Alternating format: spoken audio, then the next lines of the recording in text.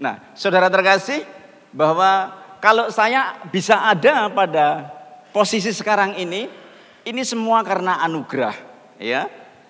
Jadi bukan karena khotbah yang bagus atau karena saya ikut rockman. Bahkan saya bertobat itu bukan karena khotbah seseorang, tetapi saya bertobat itu saya ingat sekali karena saya melihat Pak Arifin dan Ibu. Jadi saya belum kenal Pak Arifin dan Ibu. Tetapi waktu itu tahun 92, sekretariat waktu itu namanya Betani, itu ada di lantai 2 kantor tempat salah satu klien kantor kami. Nah, saat itulah saya sering melihat ada 2 pribadi yang sangat mesra sekali.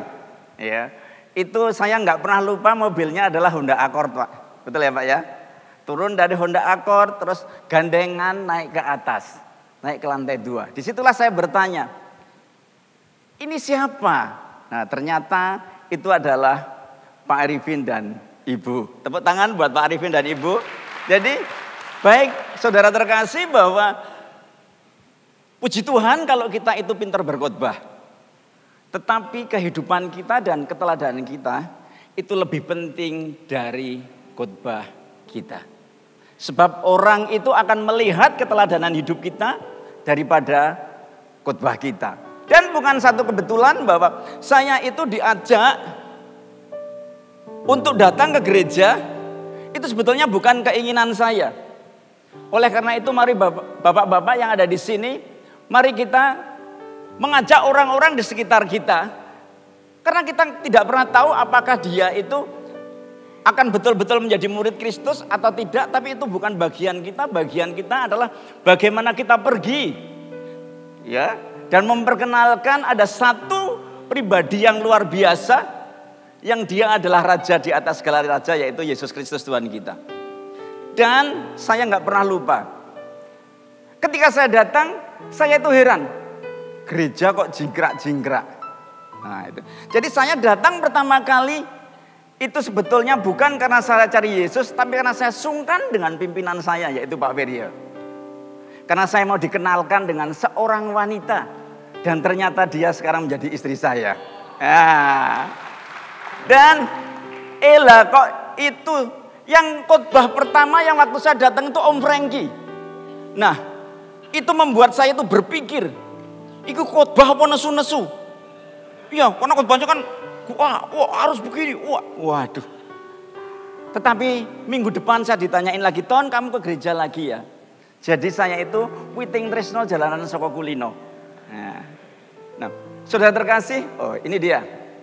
Jadi anak saya 3, saya pastikan istri saya 1. Dan saya datang dulu waktu itu ke Nari Graha, ya karena orang yang sekarang menjadi istri saya. Ya, terima kasih buat Pak Arifin. Karena kalau saat ini saya bisa yang menurut orang, itu saya bisa menjadi pria yang maksimal, itu bukan karena saya ikut rockman. Karena ketika saya konseling dengan Pak Arifin, saya dipesan-pesan. Jadi masa depan kita, apakah kita maksimal atau tidak, itu tidak tergantung dari masa lalu kita atau masa lalu pasangan kita. Iya, jadi istri saya ini berasal dari keluarga yang kurang harmonis, broken home. Pak Arifin itu cuma satu pesan, Anton, kamu harus jagain dia. Kamu harus buktikan bahwa tidak semua laki-laki seperti bapaknya. Terima kasih Pak. Dan itu yang saya lakukan. Dan dalam perjalanan, istri saya ini bukan tipe orang yang senang mendengarkan tadi kalau bahasa cinta begitu, aku cinta padamu, enggak. Jadi kalau saya berkata demikian, dia malah ini serius nih, gombal sekali kan ya, gitu.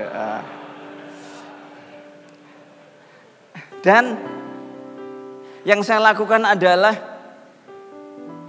saya setiap pagi mengantar dia ke kantor. Saya ke kantor dulu nganter dan kemudian saya baru ke kantor saya. Nah, setelah punya anak dan anak mulai sekolah, baru dia itu naik kendaraan sendiri. Dan boleh dicek, istri saya sudah belasan tahun naik mobil, dia itu mungkin tempat bukaan bensin aja nggak tahu. Iya, sebab selalu saya yang ngecek bensinnya. Supaya dia kalau mau pergi ke kantor tinggal naik, tinggal starter dan berangkat. Dan saya ini luar biasa sekali ya, saya senang sekali. Saya senang sekali. Bukan karena sama membuat hadiah atau apa, mendapat hadiah yang besar atau bagaimana. Suatu saat ketika saya ulang tahun, dan ini 2 orang anak saya yang cewek ini, yang pertama itu jadi dokter sudah, dan yang kedua sekarang sedang kuliah di Bandung di salah satu universitas yang sangat terkenal, itu di jurusan arsitektur, dan yang nomor 3 ini kedokteran juga universitas yang sangat terkenal di Surabaya. Dan semuanya itu karena anugerah Tuhan. Saya tidak pernah menuntut mereka untuk terus belajar giat, nilainya bagus, tidak. Saya cuma berkata begini, untuk mendapatkan yang terbagus, maka engkau harus melakukan menjadi yang terbaik. Kalau engkau melakukan biasa-biasa dan kepingin menjadi yang terbaik, itu enggak mungkin terjadi. Dan itu luar biasa sekali. Dan anak saya yang cewek ini, dia bilang, aku kalau kepingin, kalau aku punya suami, aku kepingin kayak punya suami yang kayak papa. Iya, boleh ditanya. Dan anak saya yang ketiga ini, saya ini kan hobinya bulu tangkis. Dan hari Minggu kemarin dia kasih tahu, dia juara 2 di UNER dia. Bulu tangkis pertandingan. Luar biasa. Dia bangga, aku mau seperti papa.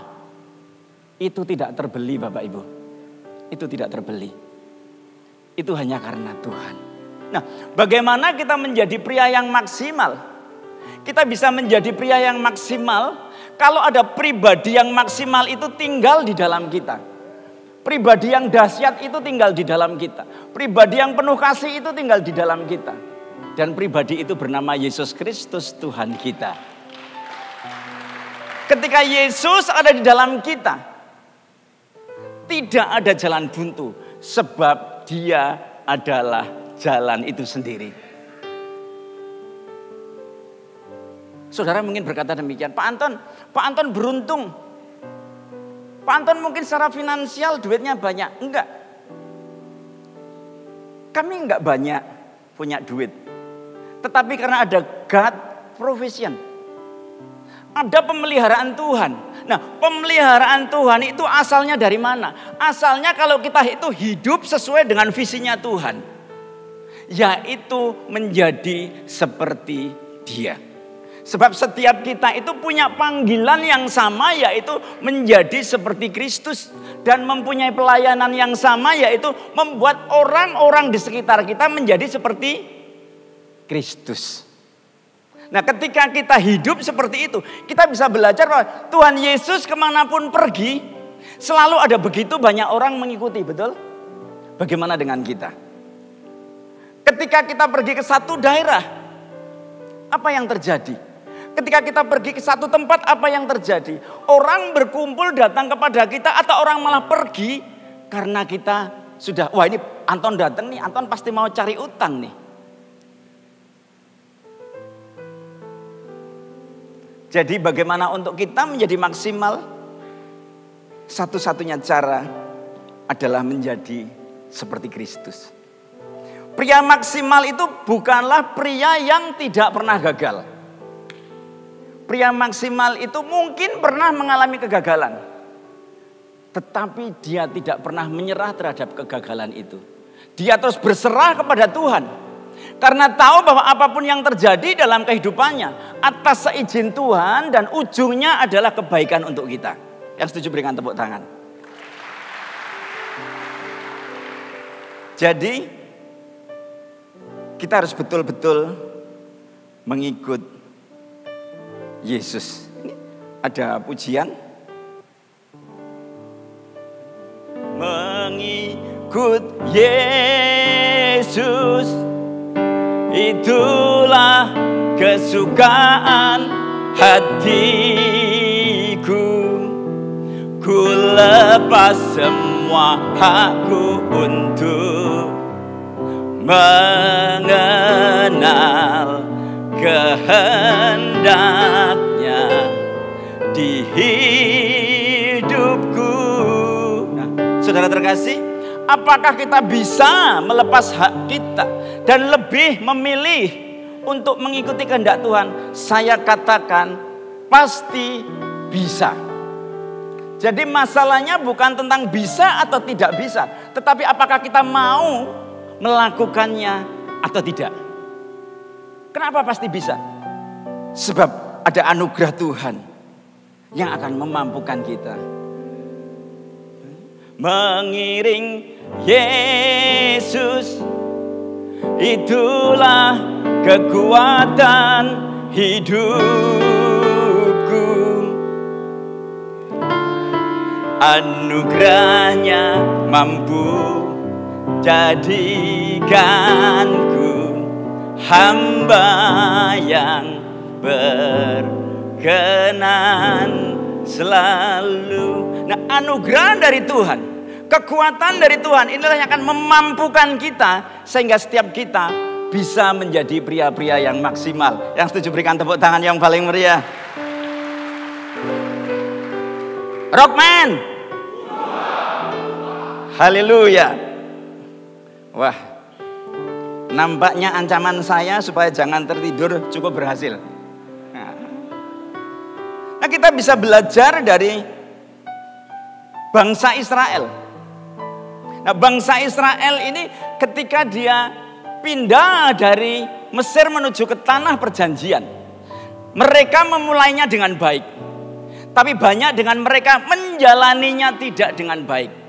Dan akhirnya mereka banyak yang tewas di tengah perjalanan. Hanya sedikit yang bisa sampai tanah perjanjian. Dalam kehidupan kita sehari-hari, secara tidak sadar kita sering seperti itu. Coba saya tanya sama Bro David ini. Kalau saya datang ke tempatnya David, datang permisi, David aku lapar nih, aku mau makan. David oke, makan. Setelah aku makan, saya makan enak. Kemudian saya langsung pulang tanpa minta izin. Jengkel gak, David? Jengkel. Nah, tahukah saudara terkasih, secara tidak sadar kita sering berlaku seperti itu dengan Tuhan. Wah, semua pada tegang. Pagi-pagi kita bangun, kita mengucap syukur kepada Tuhan. Kemudian kita berkata, Tuhan, aku percaya kekuatan yang berasal daripadamu memampukanku untuk menjalani hari ini dengan baik, sehingga aku bisa menyelesaikan tanggung jawabku dengan baik. Kemudian kita berangkat kerja atau kita berangkat pelayanan, dan sehari itu sibuk sekali. Sampai pulang ke rumah sudah jam 11 malam. Mandi dan langsung tidur. Berapa banyak di tempat ini yang sering seperti itu? Enggak ada nampaknya. Ya. Adanya ada di luar sana yang sekarang berkumpul di tempat ini. Kita sering melakukan seperti itu. Tuhan, aku capek. Saudara terkasih, mari say thank you kepada Tuhan. Ya, karena hidup ini adalah anugerah. Kalau kita bisa menyelesaikan bagian kita dan kita bisa maksimal, itu semua karena anugerah. Memulai dengan baik, memulai di dalam Tuhan, melakukan bersama Tuhan, dan mengucap syukur kepada Tuhan atas segala kasih karunia dan anugerahnya yang diberikan sepanjang hari itu. Banyak dari kita pulang langsung tidur. Itu enggak ada bedanya saya dikasih makan oleh David, kemudian setelah kenyang saya pulang tanpa pamit.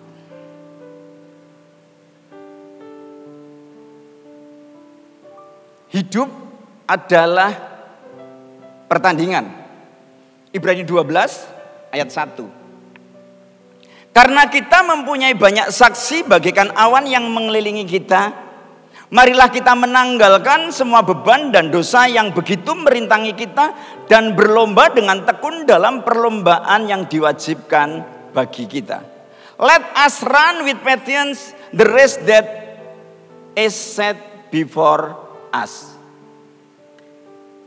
Jadi perlombaan, hidup adalah perlombaan. Perlombaan itu beda dengan pertandingan.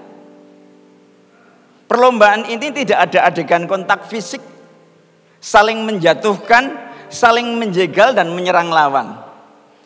Ketika kita melayani Tuhan, ayo kita berlomba.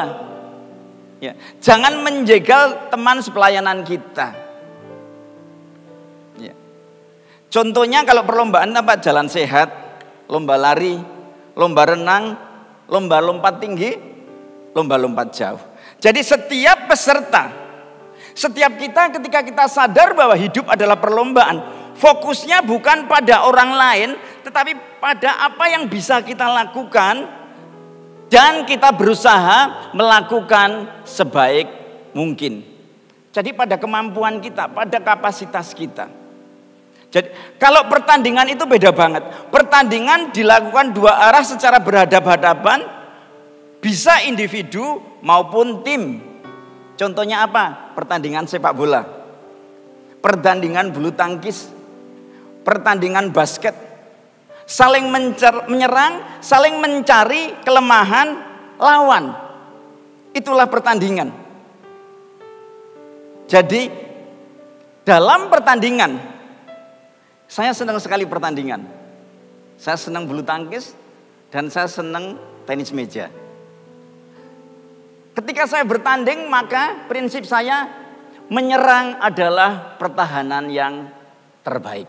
Dan saya yakin orang yang suka pertandingan pasti ngerti itu semua. Kalau bisa secepat-cepatnya supaya lawannya segera mati. Betul? Beda dengan perlombaan. Nah, kalau permainan ini beda lagi. Permainan itu tujuannya adalah untuk rekreasi, bersenang-senang dan untuk mengisi waktu luang. Nah, kita sadari bahwa kita hidup ini bukan untuk bersenang-senang dan untuk mengisi waktu luang. Kita hidup ini bukan tentang kita. Hidup ini tentang rencana Tuhan dalam kehidupan kita. Seperti ketika Kristus datang ke bumi, itu bukan tentang Kristus, tetapi rencana Bapa yang Tuhan lakukan di muka bumi ini. Ketika saya dikasih tahu oleh Bro David, Mas Anton ngisi pria maksimal ya. Saya sebetulnya nggak mau. Tetapi saya tahu bahwa saya harus tunduk pada otoritas di atas saya. Yaitu Bro David yang saat ini memang otoritasnya dia adalah mencari pembicara. Dan saya siap lakukan. Bagaimana dengan kita? Siapapun kita harus tunduk dengan otoritas di atas kita kalau kita mau menjadi pria yang maksimal. Yang setuju berikan tepuk tangan.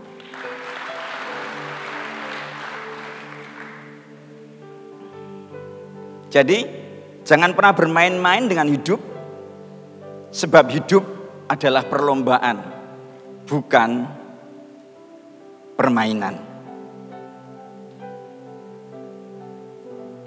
Waktunya tinggal sedikit. Kita akan belajar ada 5 dosa yang menjadi penghalang pria menjadi maksimal.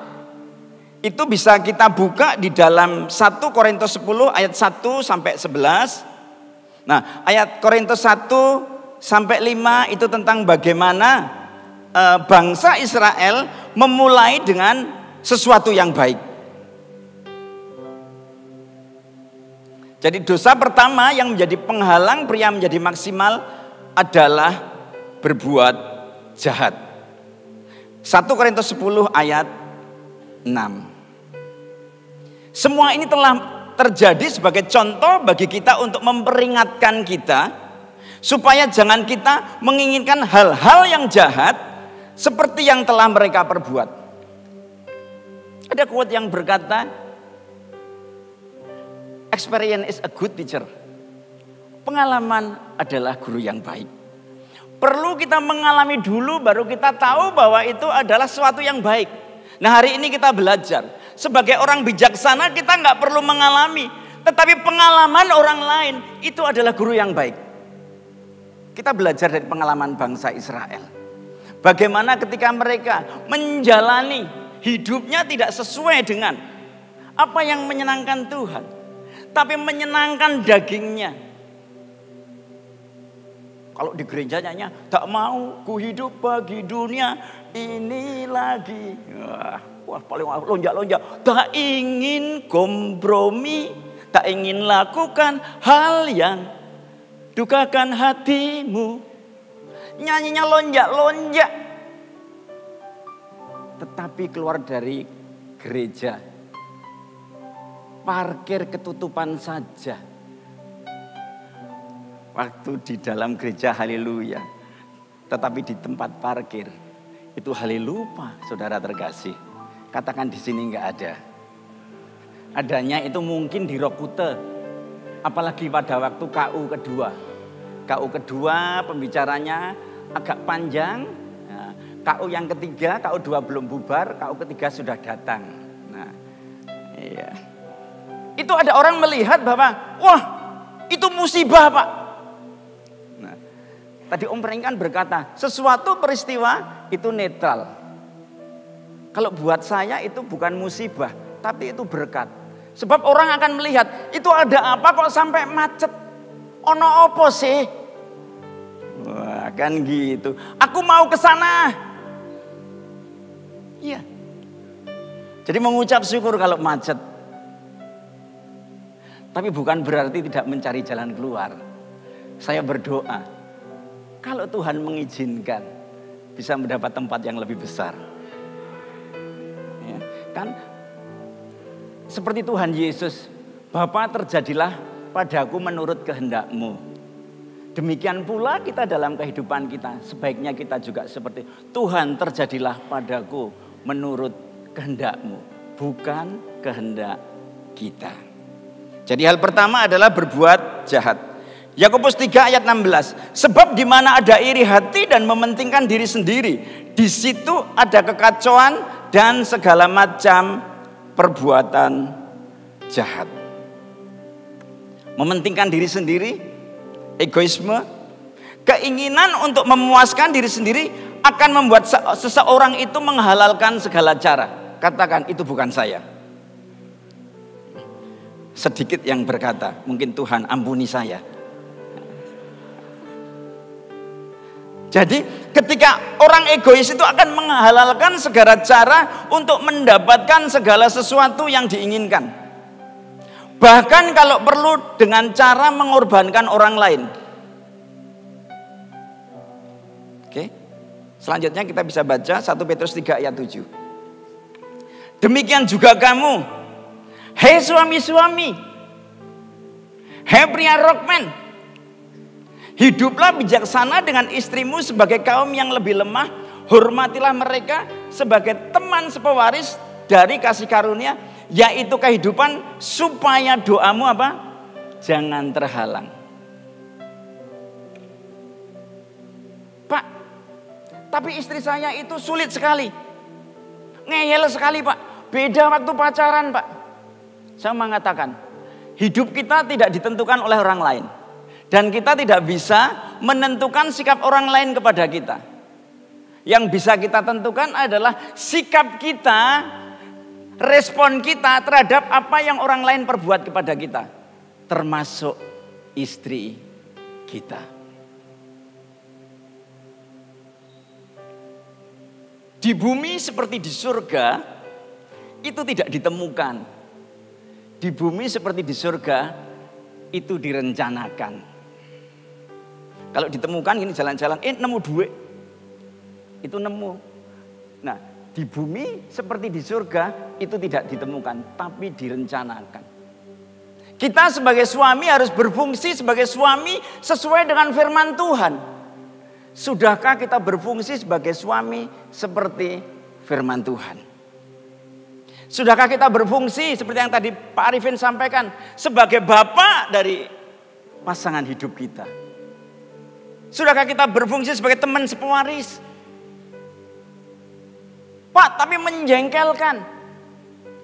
Ketika Yesus yang adalah kasih itu ada di dalam hati kita, maka kita pasti akan mampu.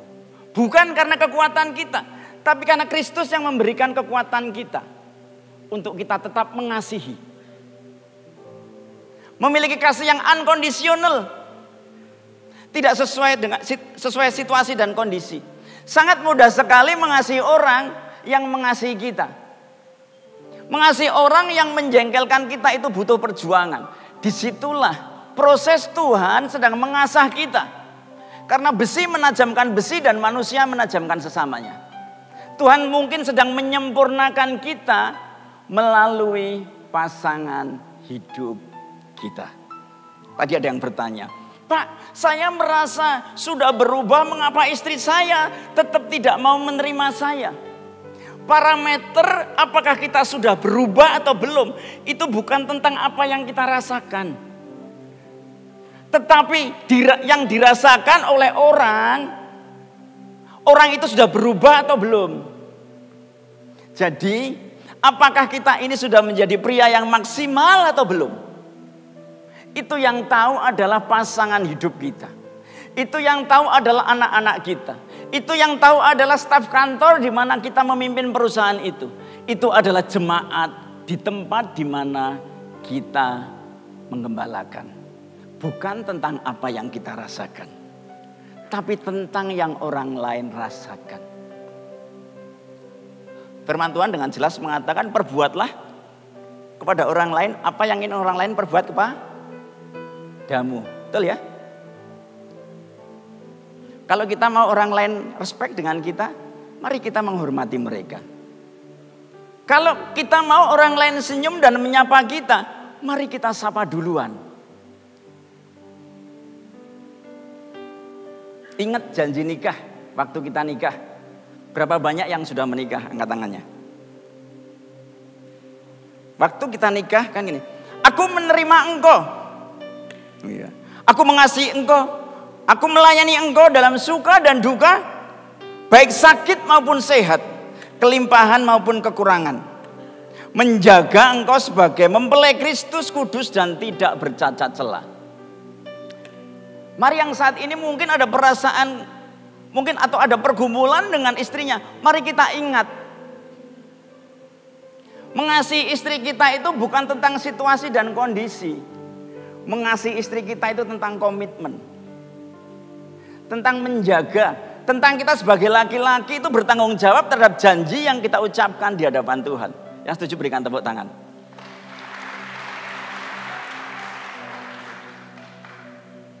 Yesaya 59 ayat 1 dan 2. Sesungguhnya tangan Tuhan tidak kurang panjang untuk menyelamatkan dan pendengarannya tidak kurang tajam untuk mendengar.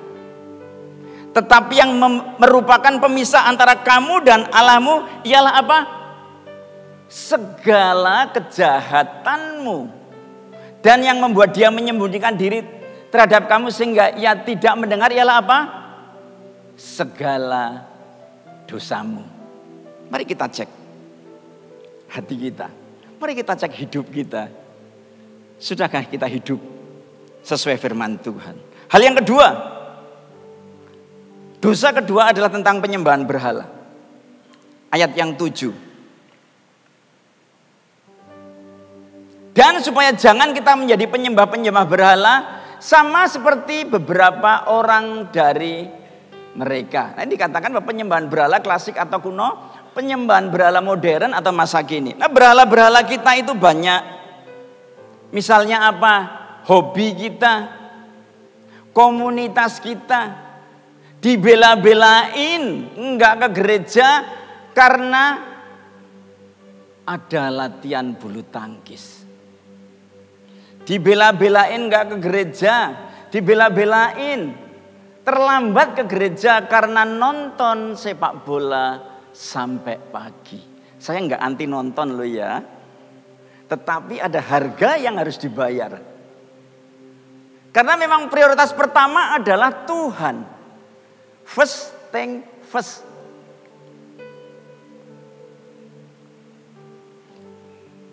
Banyak Pria-pria itu terlalu egois. Ya, sehingga mengorbankan diri, mengorbankan istri dan anak-anaknya karena berhala dalam kehidupannya. Aku kurang apa? Setiap hari kan aku mencukupi kebutuhanmu. Aku sudah membelikan engkau hadiah setiap ulang tahun. Kepada anak-anaknya, aku kurang apa? Sudah aku belikan tas yang bagus. Saya mau sampaikan bahwa kasih itu bukan tentang barang yang diberikan oleh kita kepada istri atau anak kita. Kasih itu bicara waktu yang kita berikan buat mereka. Sudahkah kita memberikan waktu kita untuk mereka? Jangan-jangan itu kita lakukan, kita memberi uang itu bukan karena apa? Tapi karena kita sedang memberhalakan pekerjaan kita. Kita sedang berpikir bahwa ada uang, semuanya beres. Saya mau sampaikan, ada hal-hal yang tidak bisa dibeli dengan uang. Saya bertobat itu ketika anak saya yang pertama sakit, dan itu sakit itu kemungkinan dia sembuh itu hanya 15%. Dan kalau sembuh pun itu bisa jadi anak yang bodoh. Dan saya lebih bertobat lagi karena saya melihat bagaimana Pak Arifin ini memperlakukan saya. Saya kan belum begitu dekat. Saya ini apa sih? Saya orang kecil. Tapi Pak Arifin itu memperhatikan saya. Itu saya ingat sekali waktu itu Pak Arifin ada di Singapura. Nelpon saya ketika saya, Anton gimana? Anakmu sudah dioperasi. Sedang dioperasi Pak. Ayo doa. Thank you Pak Arifin. Dan yang lebih kaget lagi, saya itu nginep di rumahnya Pak Arifin. Dan terima kasih, saya mungkin tidak bisa melakukan ini Pak. Pak Arifin itu bisa memberikan kamarnya untuk kami tidur. Bukan, Pak Arifin pinter khotbah, iya dan amin Pak. Tapi saya bertobat bukan karena khotbahnya Bapak Pak. Tapi karena keteladanan Bapak.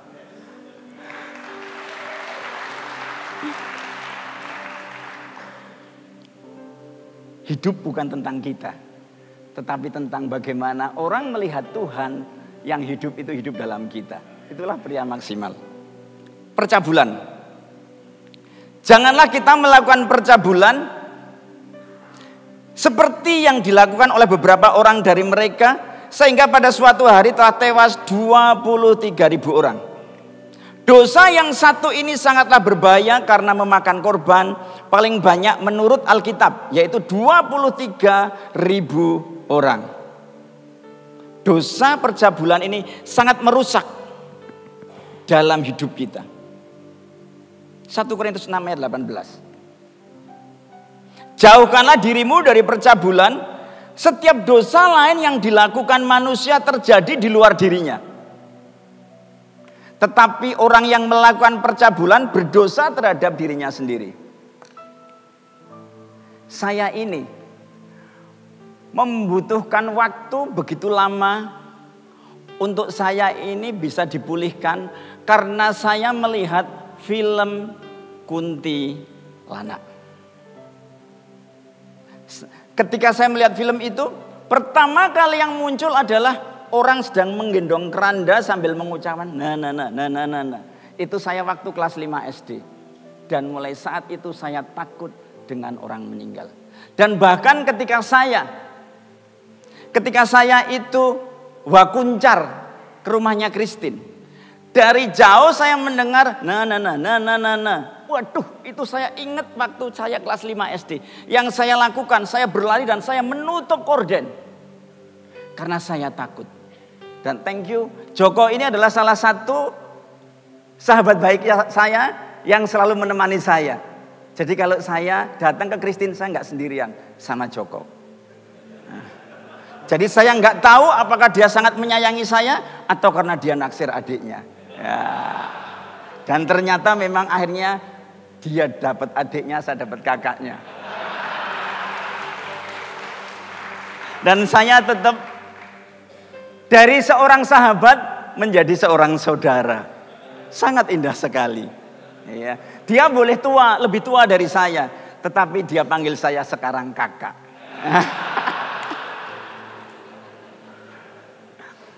Nah, Iblis zaman sekarang itu sudah bertransformasi.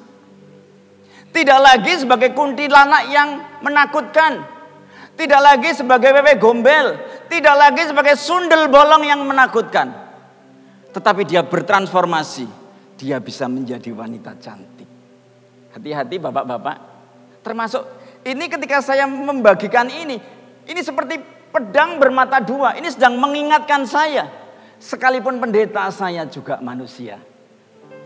Makanya saya pesan sama orang-orang di Kuta. Tolong saya diingatkan. Kalau saya mulai agak genit. Iya. Begini loh. Di rumah. Wah misalnya nih. Istri kita bangun tidur langsung masak, cuci-cuci. Kita bangun. Dia dalam keadaan roll-rollan, gak rapi. Kita pulang. Dia juga begitu, lagi nyapu halaman, gak rapi. Datang ke kantor. Dia, pagi pak. Wah kan misalnya, contohnya misalnya saya nih. Pagi pak. Nah pertama, ya pagi. Seminggu kemudian pagi pak. Saya mulai bilang, pagi. Nah. Kemudian dia ternyata itu sekretaris yang luar biasa. Senang lembur. Kemudian kan gini, Pak, sudah malam saya pulang dulu ya Pak. Oke, selamat malam. Oke. Sampai akhirnya, Pak, biasanya kan pagi Pak, pagi. Pak, kenapa? Pak, sudah pagi Pak.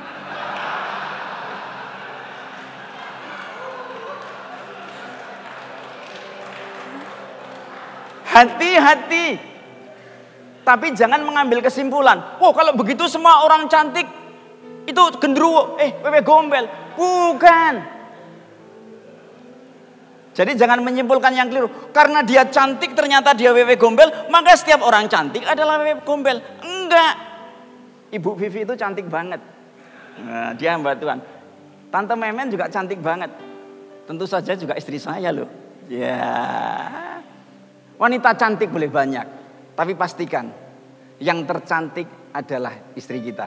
Yang setuju berikan tepuk tangan. Kalau istrimu itu cerewet, bukan satu kebetulan. Tuhan mengirim dia menjadi pendampingmu. Karena Tuhan punya maksud yang indah dalam kehidupanmu. Karena Tuhan mau engkau punya kehidupan yang seperti Kristus. Ya. Dosa yang keempat adalah mencobai Tuhan. Dan janganlah kita mencobai Tuhan seperti yang dilakukan oleh beberapa orang dari mereka sehingga mereka mati dipagut ular. Mencobai Tuhan adalah perbuatan menuntut atau memaksa Tuhan untuk melakukan sesuatu yang tidak sesuai dengan sifat, karakter, dan kehendak Tuhan. Saya mau cerita tentang apa yang sedang kami alami di KRC. Jadi sudah lama saya melihat bahwa karpetnya itu sudah kotor sekali, sudah nggak layak. Ini Ferry langsung ketawa sebab istrinya yang merancang di KRC. Thank you Ferry buat Susi. Jadi kalau KRC itu indah itu karena Susi yang ini membuat rancangannya. Jadi kalau ada yang kepingin rumahnya indah seperti KRC, hubungi Susi atau Ferry. Ini ada orangnya.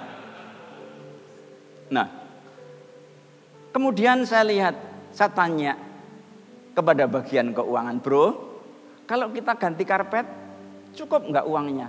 Nggak cukup Anton. Oke, kalau gitu ganti yang depan aja deh, biar nggak kumuh banget. Kita nggak pernah ngomong sama siapapun. Saya baru ngomong karena istri saya bilang ke saya dan saya bilang sama keuangan. Tahu nggak? Yang namanya God provision, penyediaan Tuhan. Ketika kita berjalan sesuai dengan rencananya Tuhan, Tuhan menyediakan. Tiba-tiba saya dapat kabar dari keuangan, Pak Anton, ada orang yang transfer, jumlahnya berapa? Dan itu cukup untuk mengganti karpet bahkan sampai ke extension hall. Tuhan yang menyediakan. Jadi nggak gagah-gagahan, ganti. Orang ono duite kok. Itu namanya mencobai Tuhan. Jangan sekali-sekali mencobai Tuhan ya. Tuhan ngerti aku, sok-sokan. Itu kan menurutmu Tuhan ngerti aku. Iya. Ingat kan? Ketika hari terakhir itu bukan setiap orang yang berseru Tuhan, Tuhan. Bahkan dia berkata, aku sudah membuat mujizat demi namamu. Tapi Tuhan berkata, aku nggak kenal engkau. Sebab kekristenan itu bukan tentang agama, tetapi tentang relationship, tentang hubungan. Mengapa kok Tuhan berkata aku nggak kenal kamu? Sebab karena memang tidak ada hubungan dengan Tuhan. Dia melakukan itu bukan untuk Tuhan, tapi untuk dirinya sendiri biar terkenal. Makanya Tuhan itu kan memberikan otoritas dan power itu kepada para muridnya, betul? Bukan kepada pengikutnya, bukan kepada penggemarnya, bukan kepada followernya, tetapi kepada pengikutnya, kepada muridnya, murid, disciple, matetes. Itu adalah orang yang sudah mengambil keputusan untuk belajar tentang Kristus dan mempunyai hidup karakter seperti Kristus. Itulah murid. Itu yang kita butuhkan, murid. Pergi jadikan semua bangsa apa? Muridku, bukan followerku, tapi muridku. Seandainya nih diberikan contoh aja Ferry deh. Ferry ini bukan murid Kristus tapi follower Kristus. Kemudian dia punya karunia ngusir setan. Padahal dia belum murid Kristus. Tiba-tiba akan muncul melayani pengusiran setan. Wah, tuyul 500.000, gendruwo 1 juta, kuntilanak belum sanggup. Karena kuntilanak itu yang harus mengusir itu, maksudnya kuntilanak yang sudah pagi Pak, itu ada. Itu tidak didoakan, tetapi keputusan untuk mencintai istri masa muda. Yang setuju berikan tepuk tangan. Ojo keliru, istri masa muda, you know, not istri muda. Itu 2 hal yang beda. Nah, sudah nggak jadi ngantuk kan? Saudara kepingin nggak ngantuk, datang ke KRC. Waktunya sudah habis. Hati-hati dengan perkataan kita. Karena perkataan kita itu meluap dari hati kita. Makanya firman Tuhan kan, jagalah hatimu dengan segala kewaspadaan. Karena dari situlah memancar kehidupan. Apakah kita berkenan kepada Tuhan? Apakah kita mau menjadi pria yang maksimal atau tidak? Itu tergantung hati kita. Bukan tergantung lingkungan kita. Ketika perahu ada di tengah laut, ombak boleh besar, tapi ombak itu tidak akan pernah menenggelamkan perahu. Perahu akan tenggelam kalau ada air masuk dan nelayan tidak berusaha mengeluarkan air itu dari dalam perahu. Perahu akan tenggelam kalau perahu itu retak dan ada air masuk ke dalamnya. Demikian pula hidup kita. Kesulitan apapun yang terjadi di sekitar kita, itu tidak akan pernah menenggelamkan perahu kehidupan kita. Kecuali kalau kita mengizinkan itu masuk ke dalam hati kita. Dan timbullah kekhawatiran dan ketakutan. Dan kekhawatiran itu adalah kegagalan mempercayai Tuhan. What you say is what you get. Ya, hidup dan mati dikuasai lidah. Siapa suka menggemakannya akan memakan buahnya. Om Frankie, saya izin, saya mengutip punyanya Om Frankie. Ini sebagai penutup. Mencintai istri dan menempatkan keluarga sebagai hal yang terpenting dalam hidup.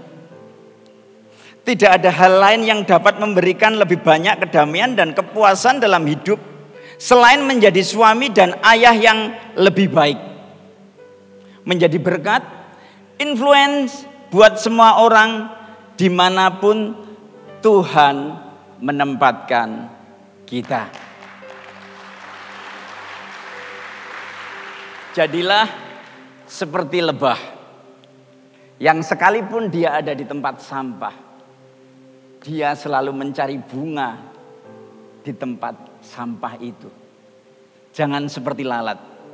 Sekalipun dia ada di taman bunga, yang dia cari adalah sampah. Katakan, saya bukan lalat. Tuhan Yesus berkati.